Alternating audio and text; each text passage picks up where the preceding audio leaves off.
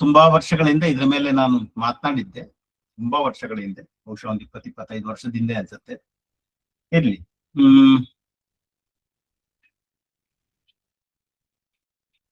ದತ್ತಾತ್ರೇಯ ರಾಮಚಂದ್ರ ಬೇಂದ್ರೆ, ಹುಬ್ಳಿ ಕಡೆ ಎಲ್ಲ ಅವರ ಹೆಸರು ದತ್ತಾತ್ರೇಯ. ಬೇಂದ್ರೆ ಅವರ ತಂದೆ ಹೆಸರು ರಾಮಚಂದ್ರ.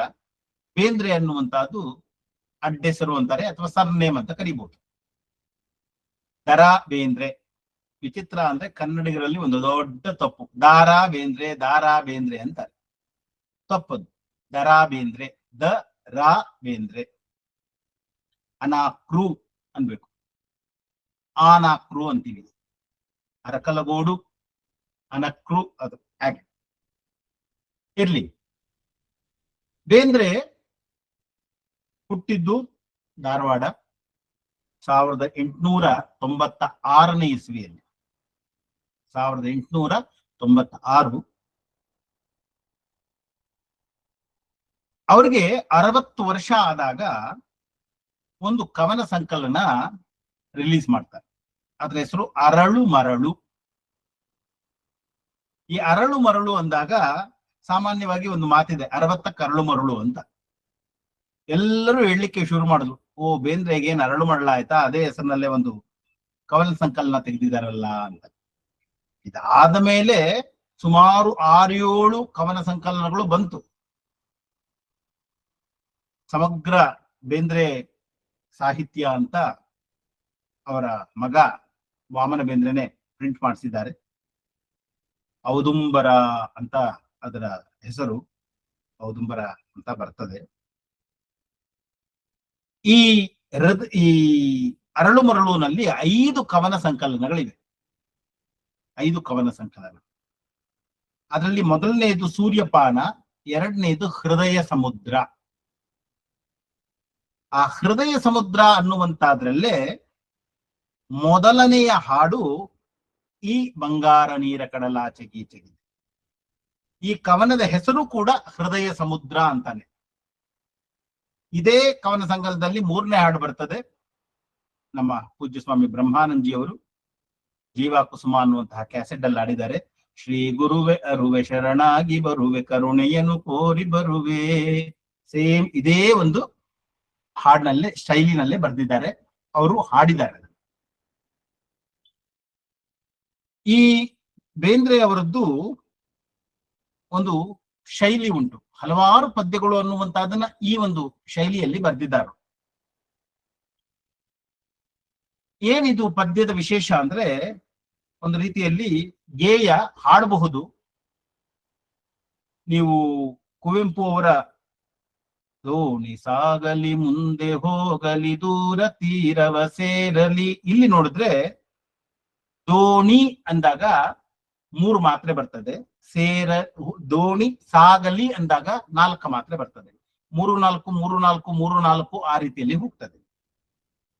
ಅದೇ ರೀತಿಯಲ್ಲೇ ಈ ಪದ್ಯ ಅನ್ನುವಂತಹದನ್ನು ಕೂಡ 5-3 5-3 5-3 5-3 3 ಈ ರೀತಿ ಬರೆದಿದ್ದಾರೆ. ಬಂಗಾರ ಅಂದಾಗ 5 ಮಾತ್ರೆ ಬರ್ತದೆ. ಬಂ ಅಂದಾಗ 2, ಗಾ ಅಂದಾಗ 2, ರಾ ಅಂದ್ರೆ 1. ನೀರ ಅಂದಾಗ 2 1. ಅದೇ ರೀತಿನೇ 5-3 5-3 5-3ನೇ ಬರ್ಕೊಂಡು ಹೋಗಿದ್ದಾರೆ. ಕಡೆಯಲ್ಲಿ 3. ಕೆಲವು ಕಡೆ ಒಂಚೂರು ವ್ಯತ್ಯಾಸ ಇದೆ, ಬಹುಶಃ ಪ್ರಿಂಟಿಂಗ್ ಅಲ್ಲಿ ಏನೋ ಮಿಸ್ ಆಗಿರಬಹುದು. ಮಿಕ್ಕಿದೆಲ್ಲ ಕರೆಕ್ಟ್ ಆಗಿದೆ, ಒಂದೇ ಒಂದು ಕಡೆ ಅಷ್ಟೇ ಏನೋ ಮಿಸ್ಟೇಕ್ ಇದೆ. ಈ ಪದ್ಯ ಒಂದು ಅಧ್ಯಾತ್ಮದ ಒಂದು ಪಥಕ್ಕೆ ನಮ್ಮನ್ನ ಕರೀತಾ ಇದೆ. ಹೃದಯ ಸಮುದ್ರ ಅಂತಾರೆ. ನಮ್ಮ ಸಂಸ್ಕೃತದಲ್ಲಿ ಸಮುದ್ರ ಅನ್ನುವ ಶಬ್ದಾನೇ ಬಹಳ ಸೊಗಸಾದಂತಹ ಶಬ್ದ. ಮುದ ಅಂದ್ರೆ ಸಂತೋಷ ಅಂತ. ಮುದ ಅಂದ್ರೆ ಸಂತೋಷ, ಆನಂದ. ಗಣೇಶನದ್ದು ಒಂದು ಸ್ತೋತ್ರ ಇದೆ, ಮುದಾಕರ ತಮೋದಕಂ. ಆ ಮುದ ಅಂದ್ರೆ ಸಂತೋಷ ಅಂತ. ಮುದಂ ಲಾತಿ ಇತಿ ಮುದ್ರ. ರಲಯೋ ರಭೇದ, ಲಕಾರ ಇರೋ ಕಡೆ ರಕಾರ ಹಾಕ್ಬೋದು. ಯಾವುದು ಸಂತೋಷವನ್ನ ತರ್ತದೋ ಅದಕ್ಕೆ ಹೆಸರು ಮುದ್ರ. ಅದು ಸಮುದ್ರ ಯಾಕೆ ಅಂದ್ರೆ ಸಮುದ್ರದಲ್ಲಿ ನಮ್ಗೆ ಮುತ್ತು ರತ್ನಗಳೆಲ್ಲ ಸಿಗ್ತದೆ. ಹೀಗಾಗಿ ಸಮುದ್ರ ನಮಗೆ ಸಂತೋಷವನ್ನ, ಆನಂದವನ್ನ ತಂದು ಕೊಡುವಂತದ್ದು. ಸಮುದ್ರ ಅಂದ್ರೆ ಆನಂದ ಅಂತ. ಹೃದಯ ಸಮುದ್ರ ಅಂದ್ರೆ ನಮ್ಮ ಹೃದಯದ ಆನಂದ ಏನಿದೆ ಅದು ನಾವು ಪಡೆಯುವುದಕ್ಕೆ ದಾರಿ ಯಾವುದು? ಅದು ಈ ಪದ್ಯ. ಸಮುದ್ರ ಅನ್ನೋದಕ್ಕೆ ಇನ್ನೊಂದು ಅರ್ಥನೂ ಇದೆ. ನಾವು ನೋಡಿರುವಂತಹದ್ದು ನದಿಗಳು ಎಲ್ಲ ಸೇರಿ ಆದಂತಹ ಒಂದು ಸಮುದ್ರ. ಈ ಸಮುದ್ರ ನಮಗೆ ಕಾಣಿಸ್ತದೆ. ಸೊ ಹೀಗಾಗಿ ಕಾಣಿಸುವ ಸಮುದ್ರದ ಸಹಾಯದಿಂದ ನಮ್ಮ ಆನಂದದ ಮೂಲ ಯಾವುದಿದೆ ಆ ಸಮುದ್ರ, ಹೃದಯದ ಸಮುದ್ರಕ್ಕೆ ಬೇಂದ್ರೆ ಕರ್ಕೊಂಡು ಹೋಗ್ತಾರೆ. ಸೊ ಒಂದು ಮಾತುಂಟು, ಬೆಂದ ಬೇಂದ್ರೆ ಅಂತ. ಬೇಂದ್ರೆ ಜೀವನದಲ್ಲಿ ತುಂಬಾ ಬೆಂದಿದ್ದಾರೆ. ಹೀಗಾಗಿ ಅವರ ಪದ್ಯಗಳು ಎಲ್ಲವೂ ಕೂಡ ನನ್ನ ಹರಣ ನಿನಗೆ ಶರಣ ಸಕಲ ಕಾರ್ಯ ಕಾರಣ, ಒಂದೊಂದು ಪದ್ಯನೂ ಕೂಡ ಬಹಳ ಸೊಗಸಾಗಿದೆ. ಅಂತರತಮ ಗುರು, ಹೀಗೆ ಅಂತರತಮ ಕುವೆಂಪುದು ಅನ್ಸುತ್ತೆ. ಇವ್ರದ್ದು ಇನ್ನೊಂದು ಗುರುವಿನ ಬಗ್ಗೆ ಇನ್ನೊಂದು ಅದೇ ರೀತಿಯ ಪದ್ಯ ಅನ್ನುವಂಥದ್ದು ನಮಗೆ ಸಿಗ್ತದೆ. ಶ್ರೀ ಗುರುವೆ ಅರುವೆ ಶರಣಾಗಿ ಬರುವೆ. ಅವರ ಜೀವನದಲ್ಲಿ ಚಿಂತೆ ಇಲ್ಲಪ್ಪ, ಕಾಲ್ ಚಂದದಲ್ಲಿ ತೊಳ್ಕೊ ಅಂತಾರೆ. ನಾವು ಹೇಳಿದ ಮಾತು ಕೇಳಲ್ಲ. ಕಾಲ್ ಗಾಯ ಆಯ್ತು, ಡಾಕ್ಟರ್ ಹೋಗಲ್ಲ. ಯಾಕೆ? ಪ್ರತಿಯೊಬ್ಬನು ಡಾಕ್ಟ್ರೇ, ಅದ್ರ ಮೇಲೆ ಒಂಚೂರು ಅಡಿಷನ್ ಹಾಕು, ಅದ್ರ ಮೇಲೆ ಒಂಚೂರು ಕಾಫಿ ಪುಡಿ ಹಾಕು, ಅಷ್ಟೇ ಮಾಡಿ ಮಾಡಿ ಮಾಡಿ ಎಲ್ಲ ಹಾಳು ಮಾಡ್ಕೊಡ್ತೀವಿ. ಕೊನೆಗೆ ಡಾಕ್ಟರ್ ಹೇಳ್ತಾರೆ ನೀ ತನಕ ಕತ್ತರ್ಸ್ ಹಾಕ್ಬೇಕು, ಆಂಪ್ಯೂಟ್ ಮಾಡ್ಬೇಕು ಅಂತೀವಿ. ನಾನು ಹೇಳ್ತೀನಿ ಮಾಡ್ಬಿಡಿ, ನಾನ್ ಬದುಕ್ಬೇಕು. ಇವಾಗ ಯಾವ ಕಾಲನ್ನ ನಾನು ನಾನು ನಾನು ಅಂತ ಇದ್ನೋ ಅದನ್ನ ಬಿಟ್ಬಿಡ್ತೀನಿ, ನಾನು ಬದುಕೋದಕ್ಕೋಸ್ಕರ. ಇನ್ನೊಂದು ಕಾಲು ಹೋಯ್ತು, ಡಾಕ್ಟರ್ ಹೇಳಿದ್ರು ನಿಮ್ಗೆ ಕಣ್ಣು ಕೂಡ ಹೋಗೋ ನೀವಿದ್ದೀರಾ. ಕಿಡ್ನಿ ಹೋಯ್ತು, ಡಯಾಲಿಸಿಸ್ ಮಾಡಿಸ್ಕೊಂಡು ಬದುಕಿದ್ದೀರಾ. ಹಾರ್ಟ್ ಪ್ರಾಬ್ಲಮ್ ಆಯ್ತು, ಸ್ಟಂಟ್ ಹಾಕಿದ್ರು. ಇವಾಗ ಯೋಚನೆ ಮಾಡಿ, ನಾನು ಅಂದ್ರೆ ಯಾರು? ಕೈಯಲ್ಲ, ಕಾಲಲ್ಲ, ಕಣ್ಣಲ್ಲ, ಕಿಡ್ನಿ ಅಲ್ಲ, ನಮ್ಮ ಹತ್ತಿರಕ್ಕೆ ಬರ್ಲಿಕ್ಕೆ ಇದೆ ಸಮಯ ಬಣ್ಣ, ಇದೆ ಸಮಯ ತಮ್ಮ ನಿಮ್ಮ ಆತ್ಮಗಳಿಗೆ. ಅಂಬಿಗರು ಬಂದ ಗುರುವಿನ ರೂಪದಲ್ಲಿ ಬಂದಿದ್ದಾನೆ. ಯಾರು? ನನ್ನ ಗುರು ನಾವಿಕ. ದಕ್ಷಿಣಾಮೂರ್ತಿ ಸ್ತೋತ್ರದಲ್ಲಿ ಒಂದು ಬರ್ತದೆ, ಈಶ್ವರೋ ಗುರುರಾತ್ಮೇತಿ ಮೂರ್ತಿ ಭೇದ ವಿಭಾಗಿನೇ. ದೇವರು, ಗುರು, ಆತ್ಮ ಈ ಮೂರು ಕೂಡ ಒಂದೇ, ಮೂರ್ತಿಗಳು ಮಾತ್ರ ಬೇರೆ. ನಾನು ದೇವರು ಅಂತ ಇಟ್ಕೊಳ್ತೀನಿ, ಒಂದು ಮೂರ್ತಿ ಇಟ್ಕೊಳ್ತೀನಿ. ಆ ಮೂರ್ತಿ ಅನ್ನುವಂಥದ್ದೇನು? ಅದು ಕಲ್ಲಿನ ಇರಬಹುದು, ಒಂದು ಪೇಪರ್ ಮೇಲೆ ಪೇಂಟ್ ಇರಬಹುದು, ಅದು ನನ್ನ ಗುರುವಿನ ಫೋಟೋ ಇರ್ಬೋದು, ನಮ್ಮ ಮನೆ ದೇವರು ಇರ್ಬೋದು. ಏನದು? ಕಲ್ಲು ಅಷ್ಟೇ. ಅಥವಾ ಒಂದಷ್ಟು ಮರದ್ದಿರ್ತದೆ. ಪುರಿಗೆ ಹೋದ್ರೆ ಮರದ್ದಿದೆ, ಜಗನ್ನಾಥ, ಸುಭದ್ರ ಮತ್ತೆ ಬಲರಾಮ. ಒಂದೊಂದು ಊರಲ್ಲಿ ಒಂದೊಂದು ಕಡೆ, ಬೇರೆ ಇನ್ಯಾರಲ್ಲ. ಗುರು ಕಣ್ಣಿಗೆ ಕಾಣಿಸುವ ಒಬ್ಬ ವ್ಯಕ್ತಿ ಇದ್ದಾನೆ, ಮತ್ತೆ ಆತ್ಮ, ನಾನು, ಈ ಮೂರೂ ಕೂಡ ಒಂದೇ. ನೀನು ಈಶ್ವರನನ್ನ ದಾಟಿ, ಗುರುವನ್ನ ದಾಟಿ ನಿನ್ನ ಹತ್ತಕ್ಕೆ ಬಂದ್ರೆ ಅದೇ ಜೀವನದ ಸಾರ್ಥಕತೆ. ಆ ಸಮುದ್ರದ ಹತ್ತಿರಕ್ಕೆ ಬಂದ ಹಾಗೆ. ಇದೇ ಸಮಯ ಬಾ. ಇವಾಗ ನೋಡಿ, ನಿಜವಾಗಿ ಹೇಳ್ತಾರೆ, ಈ 2 ಶ್ಲೋಕ ಆದ್ಮೇಲೆ, 2 ಪದ್ಯಗಳು, ಚರಣಗಳಾದ್ಮೇಲೆ ಹೇಳ್ತಾರೆ, ಸಮುದ್ರ ಅಂದ್ರೆ ಅಪ್ಪ ನೀನು ಕಣ್ಣಿಗೆ ಕಾಣಿಸುವಂತ ಸಮುದ್ರ ಇದೆಯಲ್ಲ, ಅದೆಲ್ಲ ನಿಜವಾದ ಸಮುದ್ರ ಅಲ್ಲ. ಇದು ಉಪ್ಪು ನೀರ ಕಡಲಲ್ಲೋ ನಮ್ಮ ಒಡಲಲ್ಲೂ ಇದರ ನೆಲೆಯು. ಒಡಲು ಅಂದ್ರೆ ಶರೀರ. ಈ ನಾನು ಹೃದಯ ಸಮುದ್ರ ಅಂತ ಏನ್ ಹೇಳ್ತಾ ಇದ್ದೀನಲ್ಲ, ಅದು ಹೊರಗಡೆ ಕಾಣಿಸ್ತಾ ಇರೋ ಸಮುದ್ರ ಅಲ್ಲ ಕಣೋ.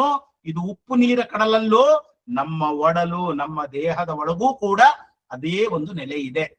ಯಾವುದು? ಆ ಹೃದಯ ಸಮುದ್ರ.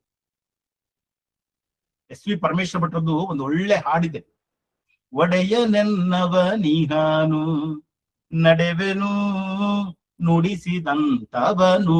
ಬಹಳ ಸೊಗಸಾದಂತ ಹಾಡು. ನಿಮ್ಗೆ ಇಂಟರ್ನೆಟ್ ಅಲ್ಲಿ ಸಿಕ್ಕತ್ತೆ, ಕೇಳಿ, ಒಡಲೆಂಬ ಗುಡಿಯೊಳಗೆ ಅಂತ.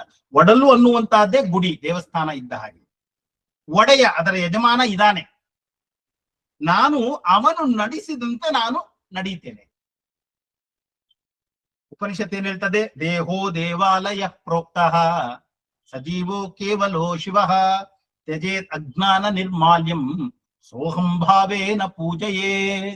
ಈ ದೇಹ ಕುವೆಂಪು, ದೇಹವಿದು ನೀನಿರುವ ಗುಡಿಯೆಂದು ತಿಳಿದು ಗುಡಿಸುವೆನು ದಿನ ದಿನವೂ ದೇವದೇವ ಅಂತಾರೆ. ಈ ದೇಹವೇ ಗುಡಿ. ಆದ್ರಿಂದ ಇದು ಉಪ್ಪು ನೀರ ಕಡಲ ಅಲ್ಲಪ್ಪ, ನಮ್ಮ ಒಡಲು ದೇಹ ಏನಿದೆಯಲ್ಲ ಅಲ್ಲೂ ಕೂಡ ಇದೇ ಇರೋದು. ಕಂಡವರಿಗಲ್ಲ ಕಂಡವರಿಗಷ್ಟೇ ತಿಳಿತದ ಇದರ ಬೆಲೆಯು. ಇದರ ನಿಜವಾದ ಬೆಲೆ ಅನ್ನುವಂಥದ್ದು ಕಾಡ್ಬೇಕಾದ್ರೆ ಎಲ್ರೂ ನೋಡ್ತಾ ಇದೀವಿ ದೇಹ ದೇಹ ದೇಹ ದೇಹ, ಆದ್ರೆ ಒಬ್ಬನಿಗೆ ಗೊತ್ತು ಬರೀ ಇದು ದೇಹ ಅಲ್ಲ, ಇದು ದೇವಾಲಯ. ಯಾಕೆ ದೇವಾಲಯ? ಇಲ್ಲೇ ಚೈತನ್ಯ ರೂಪಿ ಪರಮಾತ್ಮ ವಾಸ ಮಾಡ್ತಾ ಇದ್ದಾನೆ. ಪ್ರತಿಯೊಬ್ಬರಲ್ಲೂ ಕೂಡ ನಾನು ನಾನು ನಾನು ಅಂತೀವಲ್ಲ, ಗಂಡಲ್ಲದ ಹೆಣ್ಣಲ್ಲದ ವಯಸ್ಸು ಇಲ್ಲದ ಚೈತನ್ಯ ತತ್ವ ಇದೆಯಲ್ಲ, ಅದಕ್ಕೆ ಹೆಸರು ದೇವರು. ಅದು ದೇಹ ನೋಡಿದ ತಕ್ಷಣ ಗೊತ್ತಾಗಲ್ಲ, ಕಂಡವರಿಗಲ್ಲ ಕಂಡವರಿಗಷ್ಟೇ. ಯಾರು ನಿಜವಾಗಲೂ ನೋಡ್ತಾರೋ ಅವರಿಗಷ್ಟೇ. ಎಷ್ಟು ಸೊಗಸಾಗಿದೆ ನೋಡಿ. ನೀವು ದೇವಸ್ಥಾನಕ್ಕೆ ಹೋಗಿ, ದೇವಸ್ಥಾನದಲ್ಲಿ ದೇವರಿಗಿಂತ ದೊಡ್ಡದಾಗಿ ಏನಿರ್ತದೆ? ಪ್ರಭಾವಳಿ ಇರ್ತದೆ. ದೇವರಿಗಿಂತ ದೊಡ್ಡದಾಗಿರ್ತದೆ. ಆಕ್ಚುಲಿ ದೇವ್ರ ಕಪ್ಪು ಬಣ್ಣಿದ್ರೆ ಪ್ರಭಾವಳಿ ಗೋಲ್ಡನ್ ಕಲರ್ ಇರ್ತದೆ. ನಮ್ಮ ಕಣ್ಣು ಕಾಣಿಸೋದು ಯಾವುದು ಅಂದ್ರೆ ಪ್ರಭಾವಳಿನೇ, ದೇವರಲ್ಲ. ಈ ನಮ್ಮ ಶರೀರ ಇದೆಯಲ್ಲ, ಇದಕ್ಕೆ ಹೆಸರು ಪ್ರಭಾವಳಿ. ಇದರ ಒಳಕ್ಕೆ ಸ್ವಲ್ಪ ಬಂದಾಗ, ಆ ಪ್ರಭಾವಳಿಯಿಂದ ಸ್ವಲ್ಪ ಕೆಳಕ್ಕೆ ಇಳಿದಾಗ ನಮ್ಗೆ ದೇವರು ಕಾಣಿಸ್ತಾನೆ. ನಿಜ ಹೇಳ್ಬೇಕಾದ್ರೆ ಸ್ವಲ್ಪ ವಿಚಾರ ಮಾಡುವ ಕಲೆ ಅನ್ನುವಂತದನ್ನ ನಾವು ಬೆಳೆಸಿಕೊಂಡ್ರೆ ಜೀವನವೇ ಆನಂದಮಯವಾಗ್ತದೆ. ಏನನ್ನೇ ನೋಡ್ಲಿ ನಮಗೆ ಹೊಸ ದೃಷ್ಟಿಕೋನ ಅನ್ನುವಂಥದ್ದು ಬರ್ತದೆ. ಹೊಸ ದೃಷ್ಟಿಕೋನ ಬರ್ತದೆ. ನೋಡಿ ನೀವು, ಆ ಪ್ರಭಾವಳಿ ಹೊಳಿತಾ ಇದೆ, ಅದಲ್ಲ ದೇವರು, ಅದಕ್ಕಿಂತ ಸ್ವಲ್ಪ ಕೆಳಗೆ. ನಾನು ಏನು ಕಾಣಿಸ್ತಾ ಇದ್ದೀನಲ್ಲ ನಿಮಗೆ, ಇದೆಲ್ಲ ನಾನು. ಕಣ್ಣಿಗೆ ಕಾಣದ ನಿಮ್ಮ ಹೃದಯದಲ್ಲಿರುವವನೇ ನಾನು. ಇದನ್ನ ಅರ್ಥ ಮಾಡ್ಕೊಳ್ಬೇಕು. ವೇದಾಂತ ಹೇಳೋದಷ್ಟೇ. ಕಂಡವರಿಗಲ್ಲ, ಈ ದೇಹ ನೋಡಿದವ್ರಿಗಲ್ಲ, ಕಂಡವರಿಗಷ್ಟೇ. ಸುಮ್ಮನೆ ಕೂತ್ಕೊಂಡು ಯೋಚನೆ ಮಾಡಿ. ಏನ್ ಯೋಚನೆ ಮಾಡ್ಬೇಕು? ನಾನು ನಾನು ನಾನು ನಾನು ಅಂತ ಇದ್ದೀನಿ. ಯಾರ್ ನಾನು? ಯಾರ್ ನಾನು? ಶರೀರ ಅಂತೂ ನಾನಲ್ಲ. ಹೆಸರು ಯಾರು ಕೇಳ್ತಾರೆ, ಏನ್ ನಿನ್ನ ಹೆಸರು? ನಾನು ಹೇಳ್ತೀನಿ ನನ್ನ ಹೆಸರು ರಾಮಸ್ವಾಮಿ ಅಂತ. ಇನ್ನೊಂದು ಊರಿಗೆ ಹೋಗ್ತೀನಿ, ಯಾರು ಕೇಳ್ತಾರೆ ನಿನ್ನ ಹೆಸರು ಏನು ಅಂತ. ನನ್ನ ಹೆಸರು ಶಿವಸ್ವಾಮಿ ಅಂತೀನಿ. ಇನ್ನೊಂದು ಕಡೆಗೆ ಹೋಗ್ತೀನಿ, ಕೃಷ್ಣಸ್ವಾಮಿ ಅಂತೀನಿ. ನಮ್ಮಲ್ಲಿ ಹೆಸರುಗಳು ಎಷ್ಟು ಚೆನ್ನಾಗಿದೆ ಗೊತ್ತಾ? ಈ ಆರಾಧ್ಯ ಅಂತಿರೋ ಅವ್ರ ಪ್ರಸಾದನೇ ಇವರು. ಶ್ರೀನಿವಾಸನ ಪ್ರಸಾದ, ವೆಂಕಟೇಶನ ಪ್ರಸಾದ, ನರಸಿಂಹನ ಪ್ರಸಾದ. ಹೆಸರುಗಳಲ್ಲಿ ಈ ಹೆಸರುಗಳನ್ನ ನೋಡಿದ್ರೇನೆ ಆನಂದ ಆಗುತ್ತೆ. ಆನಂದ ಆಯ್ತು, ನೀನು ಸಂತೋಷವಾಗಿ. ಅದರಿಂದ ಕಂಡವರಿಗಲ್ಲೋ ಕಂಡವರಿಗಷ್ಟೇ. ಈ ಹೊಸ ದ್ವೀಪ ನನ್ನ ಹತ್ತಿರಕ್ಕೆ ನಾನು ಹೋಗುವುದೇನಿದೆಯಲ್ಲ, ಅದೇ ಹೊಸ ದ್ವೀಪ. ಅಲ್ಲಿಗೆ ಹೋಗೋಣ ಬನ್ನಿ. ನಾನು ಹಳಬರಿಗೆ ಹಳಬ, ಹೊಸಬರಿಗೆ ಹೊಸಬ ಅಂತಾರೆ ಸಿದ್ದಯ್ಯ ಪುರಾಣಿಕ. ಸಿದ್ದಯ್ಯ ಪುರಾಣಿಕರ ವಚನಗಳನ್ನು ಅನ್ನುವಂತಹದನ್ನ ಓದ್ಬೇಕು, ಅವರ ಸಾಹಿತ್ಯ ಅನ್ನುವಂತಹದನ್ನ ಕೇಳಬೇಕು. ಪ್ರವಚನ ಅನ್ನುವಂಥದ್ದು ನಾನು ಯಾವಾಗಲೂ ಹೇಳ್ತೇನೆ, ನಾನು ಪ್ರವಚನ ಮಾಡೋದು ಜನರಿಗೋಸ್ಕರ ಅಲ್ಲ, ನನಗೋಸ್ಕರ. ನಾನು ಆನಂದವಾಗಿರ್ತೀನಿ, ಚಿಂತನೆ ಮಾಡ್ತೀನಿ. ಈ ಒಂದು ಅರ್ಧ ಗಂಟೆ ಮುಕ್ಕಾಲು ಗಂಟೆ ನನಗೆ ಈ ಬೇಂದ್ರೆಯವರ ಪದ್ಯದ ಜೊತೆಯಲ್ಲಿ ನನ್ನ ಜೀವನವನ್ನ ನಾನು ಕಳೆದದಿಂದ ನನಗೆ ಧನ್ಯ, ಖುಷಿ ಆಗುವುದು. ಒಂದೊಂದು ಮಾತು ನೋಡಿ, ಕಂಡವರಿಗಲ್ಲ ಕಂಡವರಿಗಷ್ಟೇ, ಸಿಕ್ಕಲ್ಲಿ ಅಲ್ಲ ಸಿಕ್ಕಲ್ಲೇ ಮಾತ್ರ. ಇದೆ ಸಮಯವಣ್ಣ ಇದೆ ಸಮಯ ತಮ್ಮ ನಿಮ್ಮ ಆತ್ಮಗಳಿಗೆ. ಅಂಬಿಗನು ಬಂದ. ಯಾರೋ ರೀತಿಯಲ್ಲಿ ಒಬ್ಬ ಗುರು ಬರ್ತಾನೆ. ಒಂದು ಸಣ್ಣ ಮಗು ಆಗಿರ್ಬೋದು, ಯಾರು ಬೇಕಾದ್ರೂ ಆಗಿರ್ಬೋದು. ಜಗವೇ ಜಗದ್ಗುರವೋ, ಈ ಜಗತ್ತು ಅನ್ನುವಂತಹದ್ದೇ ದೊಡ್ಡ ಜಗದ್ಗುರು. ಟೈಮ್ ಗೊತ್ತಾಗ್ಲಿಲ್ಲ ಗುರುಜಿ, ಈಗ ನೋಡ್ತಾ ಇದ್ದೀನಿ. ಇಷ್ಟು ಬೇಗ ಮುಗ್ದು ಹೋಗ್ಬಿಡ್ತಾ ಅಂತ ಅನ್ನಿಸ್ತಾ ಇದೆ. ಹೌದೌದೌದು, ಆನಂದವಾಗ್ತದೆ ನನಗಂತೂ. ನಾನಿದು ಒಂದ್ಸತಿ ಮಂಡ್ಯದಲ್ಲೇ ಮಾಡಿದ್ದೆ ಅನ್ಸುತ್ತೆ. ನಾನು ಸಾಮಾನ್ಯವಾಗಿ ಶನಿವಾರ ಕ್ಲಾಸ್ ಅಂತ ಹೇಳಿದ್ರೆ ಯಾವ್ದಾದ್ರು ಒಂದು ಸಾಹಿತ್ಯದ ಒಂದೊಂದು ಕ್ಲಾಸನ್ನೇ ತಗೊಳ್ತೀನಿ ಮಂಡ್ಯದಲ್ಲಿ. ಅದು ಕುವೆಂಪು ಇರ್ಬೋದು, ಮತ್ತೆ ನಾನು ಕಾರಂತರದ್ದು ಬಾಳ್ವೆಯೇ ಬೆಳಕು ಅಂತ ಒಂದು ವಿಚಾರ ಸಾಹಿತ್ಯ ಇದೆ, ಅದ್ರ ಮೇಲೆ 76 ದಿನ ಪ್ರವಚನ ಮಾಡಿದ್ದೀನಿ. ತುಂಬಾ ನಂಗೆ ಸಾಹಿತ್ಯ ಅಂದ್ರೆ ತುಂಬಾ ಖುಷಿ ಆಗುತ್ತೆ. ಯಾಕಂದ್ರೆ ಸಾಹಿತ್ಯ ಅನ್ನುವಂತಹದ್ದು ಮನುಷ್ಯನಿಗೆ ಬೇಕು.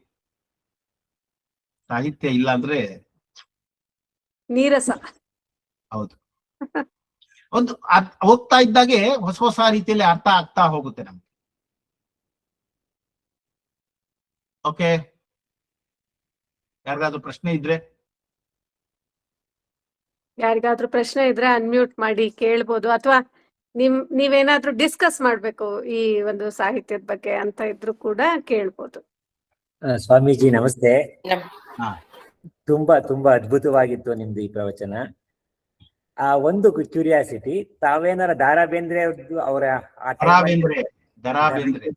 ದರಾ ಬೇಂದ್ರೆ ಟೈಮಲ್ಲಿ ಏನಾರ ಪ್ರವಚನ ಕೇಳಿದ್ರೆ ಅವ್ರದ್ದು ಏನಾರ ಕವಿತೆ ಬಗ್ಗೆ, ಈ ಕವಿತೆ ಬಗ್ಗೆ ಏನು? ಬೇಂದ್ರೆ ಅವ್ರನ್ನ ನೋಡಿಲ್ಲ. ಅವ್ರ ಮಗನ ಜೊತೆಲಿ ಒಂದು 2-3 ಅವರ್ಸ್ ಕೂತಿದ್ದೆ ನಾನು ಅವ್ರ ಮನೆಯಲ್ಲಿ. ಬಟ್ ಅವ್ರದ್ದು ಸಾಹಿತ್ಯ ಎಲ್ಲ ಸುಮಾರಾಗಿ ಎಲ್ಲ ಪದ್ಯಗಳು 4 ತಂತಿ ಮೇಲೆ ಒಂದ್ಸತಿ ಕ್ಲಾಸ್ ಮಾಡಿದ್ದೆ. ಅದು